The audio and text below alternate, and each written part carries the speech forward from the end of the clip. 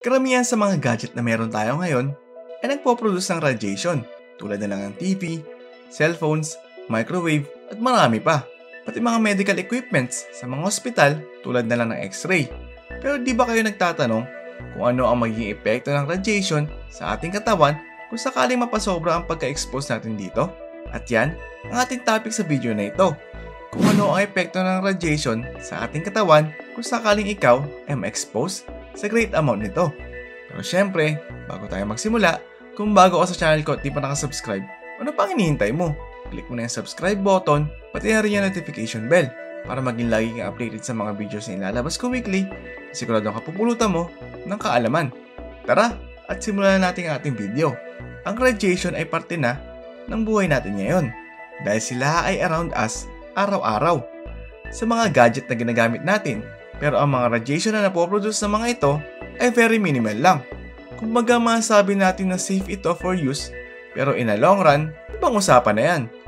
Maraming factors ang makaka-apekto kung may potential bang makadamage ang radiation sa ating katawan.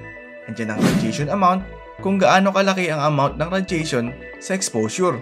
Andiyan ang time and duration, kung gaano katagal ka ma-expose sa radiation. Kung sakali ma-expose ka sa malaking amount ng radiation in a short period of time, for sure magkakaroon ka ng mga komplikasyon sa iyong katawan.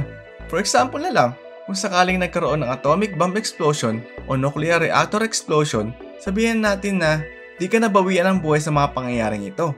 Ito ang mangyayari sa'yo. Magkakaroon ka ng acute health effects sa iyong kalusugan, pati na rin sa iyong katawan. Magkakaroon ka ng skin burns, kung saan masunog ang iyong mga balat. Kagaya na lang ang nangyari sa isang palabas na The 100. Kung saan ang mga taong naninirahan sa bunkers for century ay na-expose sa radiation na meron sa surface ng Earth.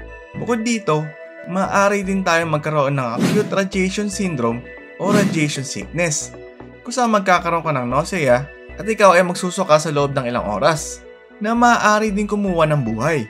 Kung sakaling makasurvive ka sa mga major effects na ito sa iyong katawan, meron ka halip na risk pa din sa iyong pagtanda. At yon ay ang pagkakaroon ng higher risk na magkaroon ng cancer in the future. Pero kahit di tayo ma-expose sa napakalaking amount ng radiation in small period of time, di yun ibig sabihin na wala ng risk sa ating lahat. Sinabi ko sa unang bahagi ng video na ito na marami sa mga ginagamit natin sa pang-araw-araw nating buhay ay merong radiation.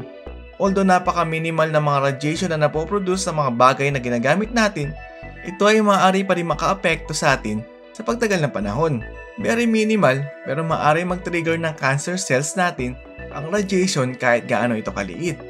Ang mga radiation na na-expose sa atin ay nagpapatong-patong lang sa ating katawan kung saan sila ang nagiging trigger ingredient para tayo ay magkaroon ng cancer.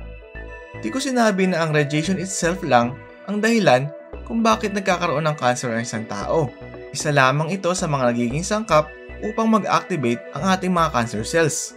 Sa katunayan, ayon sa pag-aaral, dahil sa mga exposure na nangyayari sa bawat isang tao sa mga gadgets, mga appliances na ginagamit natin ngayon na nagpo-produce ng radiation, 1% ng ating populasyon ang nagiging high risk sa pagkakaroon ng cancer sa kanilang buhay.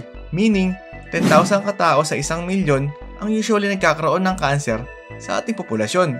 Maliit na porsyento kung tutuusin. Pero paano kung ikaw mismo ang nakasama sa 1% na iyon? Pero ngayon wala naman talaga tayong magagawa sa mga yan dahil kasama yan sa pagiging advance ng ating mundo. Ang magagawa lang natin ay iwasan kung maaari ang mga bagay na ito at panatiliin lang nating malusog ang ating katawan para makaiwas sa mga sakit na maaari nating makuha. Dahil alam nyo naman na siguro ang pagkakasakit ay hindi madali, lalong-lalo na kung wala kang pangtustos sa gastusin. Dito na matapos ang ating video. Kung bago ka sa channel ko at di pa nakasubscribe, ano pang hinihintay mo? Click mo na yung subscribe button, pati na rin yung notification bell para lagi kang maging updated sa mga videos na ilalabas ko weekly. Siguro kapupulutan mo ng kaalaman.